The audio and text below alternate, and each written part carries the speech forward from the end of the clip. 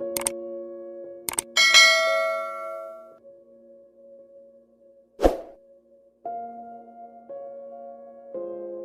dear students.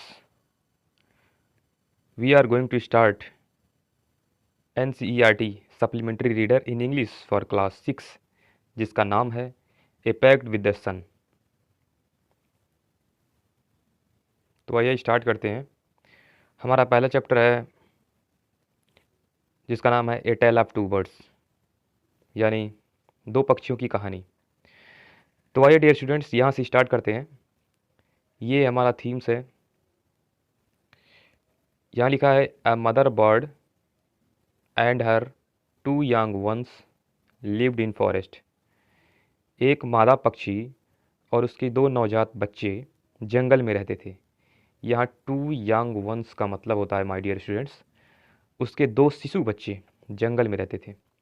The mother was killed in A storm. The mother was killed in A storm, यानी मादा पक्षी एक तूफान में मारी गई। यहाँ स्टॉर्म का मतलब होता है तूफान। मादा पक्षी एक तूफान में मारी गई। And the young birds they are separated from each other, और युवा पक्षी जो थे वे एक दूसरे से, ईच अदर का मतलब होता है एक दूसरा, एक दूसरे से अलग हो गए थे। Each found a different home, प्रत्येक को अपना एक अलग अलग घर मिल गया था। प्रत्येक को अपना एक अलग अलग घर मिल गया था। तो डियर फ्रेंड्स, ये था हमारा थीम उस कहानी का। तो आइए देखते हैं आगे कि जो रियल लाइफ की स्टोरी है उन पक्षियों की, आगे क्या होता है। तो फ्रेंड्स, आप बिल्कुल हमारे साथ बने रहें एकदम आखिरी तक। आइए तो स्टार्ट करते हैं। There once lived a bird and her two young two new born babies in the forest. यहाँ देयर का मतलब कुछ भी नहीं है डियर स्टूडेंट्स। मैं आपको बताना चाहता हूँ कि किसी भी वर्ड को, किसी भी स्टोरी को शुरू करने के लिए आप देयर का यूज कर सकते हैं। I am teaching, when I am teaching second papers, then I will explain use of there. Okay dear students, so now let's begin. Once there lived a birds and her two young newborn babies in a forest. एक मादा पक्षी, यहाँ आप कह सकते हैं जो bird है वो चिड़िया के लिए लगा है, यानी जो बड़ी पक्षी है। एक मादा पक्षी और उसके दो नवजात शिशु जंगल में रहते थे। यहाँ न्यू बॉर्न बेबीज़ का मतलब होता है नवजात बच्चे या नवजात शिशु कह लीजिए, जंगल में रहते थे। दे हैड ए नेस्ट इन ए टाल सैडी ट्री, यानी कि उनका, यहाँ दे का मतलब उनका होता है माय डियर स्टूडेंट्स, या मैं बता दूँ, यहाँ दे का मतलब उनका होगा। दे हैड ए नेस्ट, यानी उनका घोंसला, इन ए टाल सैडी ट्री, एक लंबे छायादार वृक्ष पर था। एंड देयर, और वहाँ पर मदर बर्ड टूक care of her little ones day and night, और मादा पक्षी अपने यहाँ, डियर स्टूडेंट्स मैं आपको बताना चाहता हूँ, यहाँ लिटिल वंस का मतलब होता है छोटे बच्चे, जो छोटे छोटे बच्चे थे। और वहाँ पर मादा पक्षी अपने छोटे छोटे बच्चों की दिन रात देखभाल करती थी। यहाँ टुक केयर का मतलब होता है देखभाल करना, यानी कि, और मादा पक्षी अपने छोटे छोटे बच्चों की दिन रात देखभाल करती थी। ओके डियर स्टूडेंट्स, तो जी हाँ, आगे देखते हैं। वन डे, एक दिन, there was a big storm, एक दिन बहुत बड़ा तूफान आया। देयर वॉज थंडर, और बादलों की गरज के साथ, लाइटनिंग एंड रेन, यानी बिजलियाँ चमक रही थीं और वर्षा होने लगी। एक बार फिर से देखिए। देयर वाज थंडर, बादलों की गरज के साथ, लाइटनिंग यानी बिजलियाँ चमक रही थीं, और रेन यानी वर्षा होने लगी। And the wind ब्लीव down money trees, और हवाओं ने, यानी कह सकते हैं यहाँ विंड का मतलब होता है, विंड का मतलब हवा होता है डियर स्टूडेंट्स, लेकिन मैं आपको बताना चाहता हूँ यहाँ विंड का मतलब तूफान होगा। और तूफान में many trees bleed on many trees, यानी तूफान में अनेक पेड़ या अनेक वृक्ष नीचे गिर गए थे। ओके डियर स्टूडेंट्स, एक बार फिर से देखते हैं। And the wind bleed on many trees, और तूफान में कई वृक्ष गिर गए थे। तो फ्रेंड्स, उम्मीद है कि आपको समझ में आ रहा है। The tall tree in which the birds also sorry the tall tree in which the birds lived also came down, मतलब वह लंबा वृक्ष जिस पर चिड़िया रहती थी वह भी नीचे गिर गया। वह लंबा वृक्ष जिस पर चिड़िया रहती थी वह भी नीचे गिर गया। A big heavy branch hit the next and kill the bird, यानी एक बहुत भारी शाखा, यानी हैवी ब्रांच का मतलब एक बहुत बड़ी शाखा, उस पेड़ की शाखा। हिट द नेस्ट यानी घोंसले से टकराया, और किल द बर्ड, और चिड़िया की मृत्यु हो गई। फॉर्चुनेटली, भाग्यवश for the baby birds, the strong wind blew down away to the other side of the forest, यानी जो चिड़िया के बच्चे थे उनको, फॉर द बेबी बर्ड्स यानी चिड़िया के बच्चे को, तेज हवाओं ने जंगल के दूसरी ओर पहुंचा दिया। यानी जो चिड़िया के बच्चे थे तेज हवाओं ने जंगल के दूसरे किनारे की ओर पहुंचा दिया। ठीक, उसके बाद देखिए, वन ऑफ देम उनमें से, one of them came down near a cave where a gang of robbers lived, उनमें से एक गुफा के निकट जा पहुंची जहां, यहाँ वेयर का मतलब होता है जहां, एक गैंग्स ऑफ रॉबर लिव्ड, जहां एक लुटेरों का समूह रहता था। यहाँ गैंग्स ऑफ रॉबर का मतलब होता है लुटेरों का समूह। तो जहाँ उनमें से एक गुफा के पास जा पहुंची जहां एक लुटेरों का समूह रहता था। The other landed outside a rishi ashram a little distance away, यानी कि दूसरे को थोड़ी दूर पर, यहाँ लिटिल दूसरे को थोड़ी दूर पर एक ऋषि के आश्रम में जा गिरी, थोड़ी दूर पर एक ऋषि के आश्रम के पास जा गिरी। ओके डियर स्टूडेंट्स, कोई दिक्कत, उम्मीद है आपको कोई प्रॉब्लम नहीं होगी। तो आइए आगे देखते हैं कि कहानी में क्या होता है। Day past and the baby birds, day past and the baby birds, दिन बीत गए और जो चिड़िया के बच्चे थे, केम बिग बर्ड्स यानी बड़ी पक्षियों में बदल गए।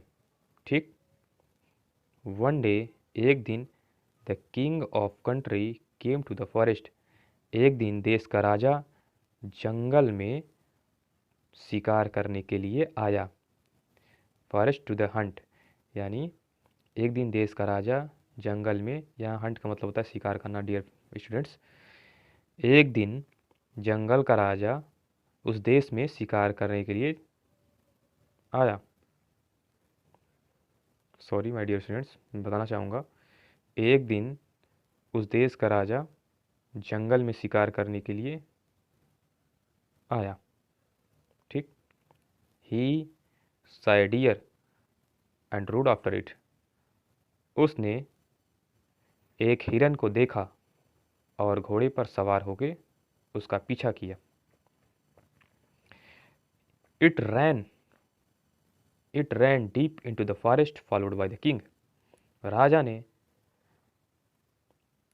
उस हिरन का पीछा करते करते घने जंगलों में पहुंच गया। ही रैन डीप इनटू द फॉरेस्ट, यानी वह घने जंगलों में पहुंच गया। फॉलोड बाय द किंग, यानी उसका पीछा करते करते राजा घने जंगलों में पहुंच गया।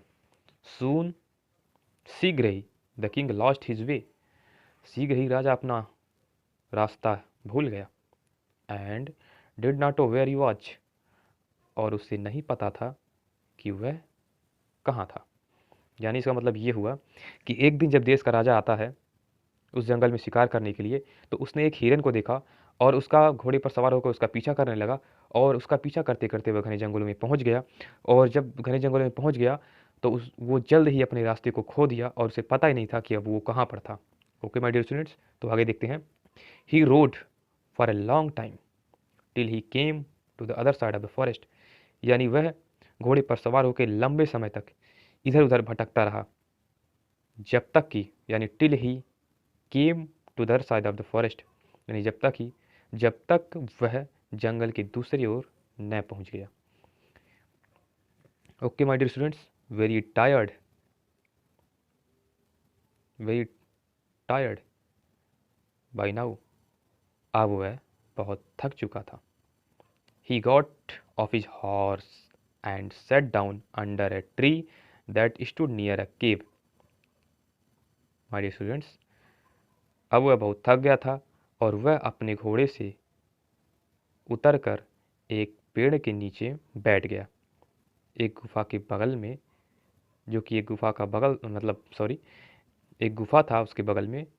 वो एक पेड़ के नीचे बैठ गया, कह सकते हैं ऐसे कि वेरी टायर्ड बाय नाउ, वो काफ़ी थक गया था। He got off his horse, यानी वह अपने घोड़े से उतरकर एक निकट गुफा के निकट एक वृक्ष के नीचे बैठ गया, यानी वह अपने घोड़े से उतर के गुफा के निकट एक वृक्ष के नीचे बैठ गया।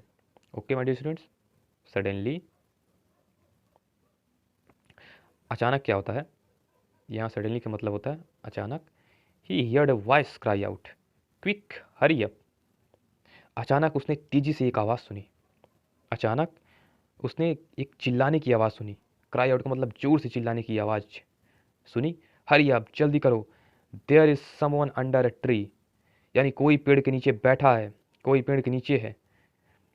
कम and take his jewels and his horse, आओ और उसके ज्वेल्स मतलब होता है उसके जवाहरात, हीरे जवाहरात को ले लो और उसके घोड़े को ले लो। यहाँ कहता है कम, आओ, उसके उसके जवाहरात और उसके घोड़े को ले लो, हरी अप, जल्दी करो, और else he will slip away, अन्यथा वह भग जाएगा। ही विल स्लिप अवे का मतलब अन्यथा वह भग जाएगा। द किंग वॉज अमेज्ड, या अमेज का मतलब होता है डियर स्टूडेंट्स सरप्राइज्ड, यानी आश्चर्यजनक, आश्चर्यचकित। राजा बहुत ही आश्चर्यचकित हो गया था। He looked up and saw a big brown bird on the tree under which he was sitting. He looked up, यानी उसने ऊपर देखा, and saw a big brown bird, एक भूरी कलर की चिड़िया को ऊपर देखा, on the tree under which he was sitting, यानी जिस पेड़ के नीचे वह बैठा था, यानी जिस पेड़ के नीचे वह बैठा था उसके ऊपर एक भूरी कलर की बहुत बड़ी चिड़िया बैठी थी। He also heard faint noises issuing from the cave, यानी इसका मतलब उसने एक अस्पष्ट आवाज़ सुनी। फेंट का मतलब अस्पष्ट, यहाँ फेंट का मतलब होता है अस्पष्ट आवाज़ें, नॉइज यानी शोरगुल की आवाज़ें सुनी जो गुफा की ओर से आ रही थी। He quickly got on to his horse, जल्दी ही वह उस घोड़े पर सवार होके रोड अवे, यानी कि he quickly got on his horse, शीघ्र अपने घोड़े पर सवार हो गया, एंड रोड अवे, और तेजी से उस घोड़े को as fast as he could, यानी तेजी से उस घोड़े को भगाने लगा, जितना कि वह तेज भाग सकता था। As fast as he could, यानी जितना तेजी से वह भाग सकता था उतना तेजी से वह सवार होके उस घोड़े पर दौड़ाता रहा, यानी भागता रहा। उसके बाद आगे क्या होता है डियर स्टूडेंट्स, तो ये कहानी हम यहीं पर स्टॉप कर रहे हैं, क्योंकि आपके लिए ये छोड़ रहे हैं। आप इसको तैयार करिए, ये आपके लिए काफ़ी अच्छा चैप्टर है। आपको जहाँ कहीं भी समझ ना आया हो तो आप समझने की कोशिश करिए। एंड मैं आपसे माफ़ी मांगना चाहता हूँ कि ये हमारा पहला वीडियो है, थोड़ा सा इधर उधर मिस्टेक हो सकता है, उस पर आप ध्यान बिल्कुल मत दीजिएगा। आपको पढ़ना है, पढ़ना है, पढ़ना है। आप इस चीज़ को फिर से रिपीट करके पढ़ सकते हैं। उम्मीद है कि आपको बहुत अच्छे तरीके से समझ में आएगा। आप जल्दीबाजी मत करिए, मैं आपको धीरे धीरे करके एक एक करके अर्थ आपको बताने की मैं पूरी कोशिश करूँगा। धन्यवाद डियर स्टूडेंट्स, आपने इतना कीमती वक्त दिया। उम्मीद है कि आपको समझ में आया होगा और आप इस वीडियो को लाइक करिए, सब्सक्राइब करिए और शेयर करिए ताकि आने वाली वीडियो आपको सबसे पहले मिले। ओके डियर स्टूडेंट्स, धन्यवाद।